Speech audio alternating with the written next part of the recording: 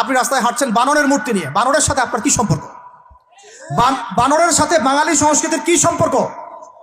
আমরা কি বানর থেকে আসছি? তাহলে বানরের মূর্তি আমি হাঁটে নিয়ে হাঁটবো কেন? একটা প্রজন্মকে আল্লাহ বানর বানিয়ে দিয়েছিলেন, কোরআনে দলিল আছে। আমরা কি সেই প্রজন্ম?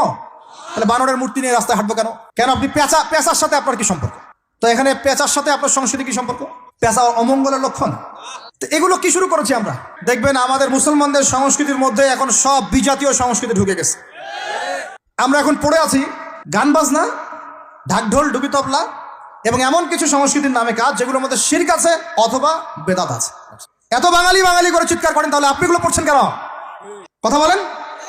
আমাদের বাপদাদারা বাঙালি ছিলেন, খাঁটি বাঙালি, তাহলে আমরা কেন এখন জয়ীফ বাঙালি হলাম কেন? জাল বাঙালি হলাম কেন?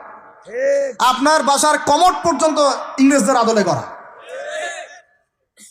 সবকিছুই খাবার অভ্যাস, খাদ্যাভ্যাস, আপনি পিৎজা বার্গার ছাড়া খাইতেই পারেন না, খাদ্যাভ্যাস ইংরেজদের। তারপরে খাওয়া হালাল না হারাম সেটা প্রশ্ন করছি না আমি। আপনি প্যাশনেট না তো আমাদের সংস্কৃতি নিয়ে? আমাদের সংস্কৃতির মূল জায়গাটা কই?